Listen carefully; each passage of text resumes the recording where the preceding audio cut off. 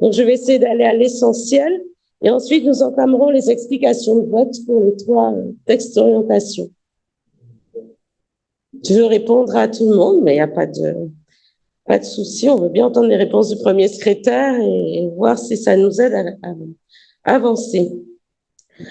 Donc, j'interviens évidemment en tant que chef de file du TO1, Debout les socialistes, mais parce que le tout est indissociable aussi comme maire d'une ville populaire et puis militante du Parti socialiste depuis 1997, parce que je crois que chacun l'a dit très bien, fort bien, d'ailleurs, quel que soit le texte d'orientation, que l'heure est grave. Et moi et vous, chers camarades, il y a au fond une seule question qui prévaut. Chacun essaie de simplifier au maximum le débat. Faut-il de nouveau fracturer le Parti socialiste pour faire l'union de la gauche? Autrement dit, faut-il que ce soir encore, nous ne trouvions pas le chemin pour montrer l'unité du Parti socialiste dont le pays a tant besoin, et cela sans se renier, mais j'y reviendrai. Et face à cela, demander à préserver une union avec un terme moratoire, dont chacun vient de le dire, en réalité, elle a besoin d'être totalement repensée parce que son périmètre lui-même doit être repensé. Alors, je ne vais pas rejouer le congrès du Parti socialiste ce soir. Je veux bien même vous accorder que la NUP a suscité, et je l'ai vu dans les classes populaires, l'espoir que la gauche arrive au pouvoir. C'est vrai qu'à l'époque, j'avais considéré que nous avions peu de chance, mais je ne rejoue pas le congrès, je me suis engagée. Je dis aussi la famille socialiste est la mienne. Je n'en ai nulle autre et je n'en désire pas une autre, mais elle doit malgré tout rester fidèle à elle-même. Je ne suis pas première secrétaire, donc je ne rejoue pas le congrès. Je ne le deviendrai pas là tant qu'il n'y aura pas de congrès. Et donc, je le dis avec un peu d'amusement, mais de gravité à la fois, parce que je voudrais, au moment où je prends la parole, que chacun ait en tête que je ne cherche ni à faire des phrases emphatiques, ni à essayer avec lyrisme de vous emporter, mais simplement de vous dire ce que sera, selon moi, notre réalité si nous restons dans une réponse floue telle que celle qui est proposée. J'ai beaucoup échangé avec Olivier, avec Nicolas, parce que je pensais, et je continue à penser que ça aurait été nécessaire de donner la force à la fois à nos parlementaires, j'ai entendu Boris Vallaud, pour qu'ils puissent tracer leur propre chemin à l'Assemblée nationale, parce que nous en avons besoin, parce que nous ne pouvons plus nous trouver associés dans des motions de censure qui, dans le passé, nous ont mis en difficulté, parce que nous avons aussi nos textes à porter et que cela n'a jamais empêché de sortir d'un intergroupe, de parler avec le reste de la gauche, j'en suis convaincue. J'ai aussi échangé avec les uns et les autres parce que depuis le congrès de Marseille, nous avions dit deux choses, que nous retentions de travailler ensemble. Et c'est ce que nous avons commencé à faire avec les conventions. Nous avons même réussi à avoir un texte voté à l'unanimité au Bureau national sur la stratégie concernant l'Europe. Et cela avait insufflé de l'espoir. Et puis, nous avions aussi dit que nous voulions que la famille socialiste puisse poursuivre.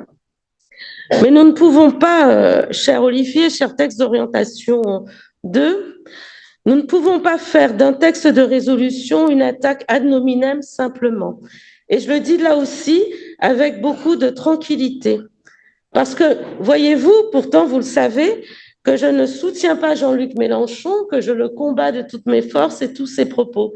Mais ne voilà-t-il pas que le Parti socialiste est en train de proposer une résolution qui s'apparente tout au délit contre une personne, je n'ose prononcer le mot, mais je le prononce quand même, d'un délit de faciès, là où ce que nous devons construire, ce que nous devons porter, c'est notre capacité à suspendre cette participation où nous demandions le retrait de la NUPES. Nous l'avons demandé tout au long de ce débat. Nous, ce que nous pensons, c'est que la force politique que porte Mélenchon est indissociable de lui et que parler de Jean-Luc Mélenchon, c'est parler de LFI, c'est parler de Jean-Luc Mélenchon, parce que c'est lui qui a construit la France insoumise et qu'elle est indissociable de lui, ainsi que l'ensemble de sa direction politique. Et donc, ce qui se prépare, cher Olivier et chers camarades, c'est que nous allons devoir continuer à dénoncer LFI au fil du temps. Je ne vais pas reprendre tous les moments où nous avons été obligés de nous positionner par rapport à LFI. Alors Olivier, cela l'amuse pendant les bureaux nationaux, parfois, il accuse le TO1 de ne parler que de cela. Nous ne parlons pas que de ça. C'est l'actualité qui nous impose de ne parler que de cela. Et je rêverais de bureaux nationaux où nous pourrions nous consacrer à ce que nous pensons, à ce que nous voulons faire. Or, nous avons dû répondre à Jean-Luc Mélenchon tout au long de cette année, dans tous les débats. Nous l'avons vu sur la question de la forme des retraites, nous l'avons vu au moment où il y a eu l'affaire Katnas, nous avons été interrogés, nous l'avons vu au moment des émeutes, nous le voyons aujourd'hui où cela a été dit aussi, une ligne rouge a été franchie. Alors, voyez-vous, il me semble que nous avons un moment de vérité qui nous attend aujourd'hui et que pour les Françaises et les Français, pour les militants et les sympathisants socialistes, ceux qui nous regardent encore, pour les électeurs que nous avons dans nos territoires, c'est le moment de la clarté et il faut qu'ils comprennent en sortant de ce Conseil national ce que nous avons décidé de faire. Et aujourd'hui, je le regrette, nous n'avons pas décidé de nous démarquer de la France insoumise, qui est la seule chose à faire. Et cela n'empêche pas de débattre des contours de l'union de la gauche, ça n'empêche pas de débattre des projets, de chercher les rassemblements et les convergences avec la gauche et tous les électeurs de la gauche. Mais si nous ne faisons pas cela, alors mes camarades, cela veut dire que nous prévoyons tous ces mois encore de difficultés. Alors permettez-moi, parce que j'avais promis de ne pas être trop longue, de dire un mot de ma vie de maire d'une ville populaire, parce que j'ai compris qu'on parle beaucoup avec LFI des villes populaires. D'ailleurs, j'ai la chance d'avoir la visite régulière chez moi d'Agnès Obono et de Manuel Bompard. Je ne sais pas ce qu'ils préparent, à l'avenir nous le dira, mais en tout cas, ils font des visites régulières parce qu'ils ont le sentiment que par les propos qu'ils tiennent, ce sont les habitants des villes populaires qui vont toucher. Et donc là, je tiens à faire aussi une explication assez forte de ce que nous devons combattre. Prenons garde de ne pas essentialiser les habitants des villes populaires. Moi, aujourd'hui, les habitants de ma commune, que me disent-ils depuis l'attentat à Arras? C'est est-ce que nous serons protégés dans nos écoles? Je suis submergée de mails de parents d'élèves qui me demandent si les écoles sont suffisamment protégées. Les parents sont venus faire les minutes de silence. Et pourtant, c'est des parents des villes populaires. Pourtant, c'est les parents dont LFI pense que s'ils les essentialisent, qu'ils pensent que s'ils ne parlent qu'à leurs origines, à leurs convictions religieuses ou philosophiques, ils pensent alors qu'il va les toucher plus que les autres, alors qu'ils ont les mêmes attentes. Et pour cette raison-là, moi, je demande que l'on soit clair vis-à-vis de LFI, parce que ce chemin-là dans lequel ils veulent nous entraîner, n'est pas notre histoire. Elle n'est pas celle de notre humanisme, elle n'est pas celle de notre universalisme. Et ce que je dis n'est pas une vue de l'esprit, vous l'avez vu. Donc, vous l'aurez compris dans la volonté qui est la nôtre. Elle n'est pas de refaire le congrès. Elle n'est pas d'essayer de gagner, de dire qu'un tel avait tort ou raison. La vie politique, elle a cela, que les choix ont été faits à un moment. Et puisque nous sommes restés au Parti socialiste, cher Olivier, parce que la question nous avait été tant posée, puisque nous sommes restés au Parti socialiste, c'est que nous avons accepté de continuer à cheminer avec ceux qui avaient voulu la NUP.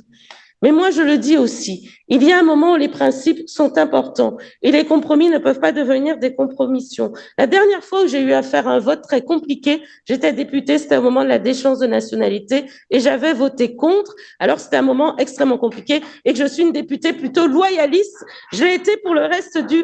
Voilà. Mais pourquoi l'ai-je fait? Parce que j'ai dit qu'il y a un moment où les choix que nous faisons nous engagent tellement fondamentalement qu'il n'y a pas de retour en arrière possible et que lorsque nous aurons perdu la confiance de celles et ceux qui pensent qu'il existe une voie raisonnable, une voie de la raison, une voie du Parti socialiste qui soit capable de leur dire n'ayez pas peur de l'autre, je peux vous proposer un chemin, même s'il est difficile, même s'il est aride, pour vivre ensemble. C'est ça le message du Parti socialiste et nous devons le porter clairement parce que sinon, et je le dis avec beaucoup de gravité, Olivier, ça veut dire que les hommes et les femmes de nos villes populaires, du monde rural, les hommes et les femmes qui aujourd'hui ont peur, tout simplement peur, eh bien, il n'y a plus aucune voix qui ne porte à part celle des populistes et celle de Jean-Luc Mélenchon avec LFI et toute sa direction. Alors, vraiment, c'est un espoir que je porte encore au moment où je prends la parole, que nous trouvions la force d'une unité au moment où nous allons avoir un vote décisif ce soir. Parce que je le dis aussi, rien ne pourrait être comme avant, après le vote de ce soir au Conseil national.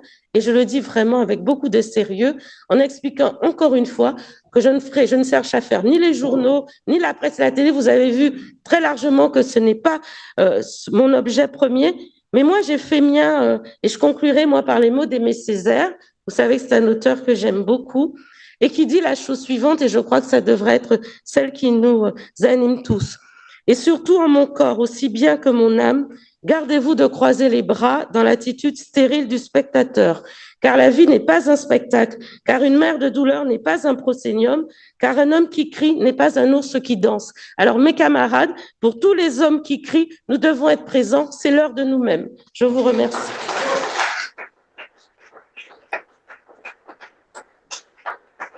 Je passe la parole.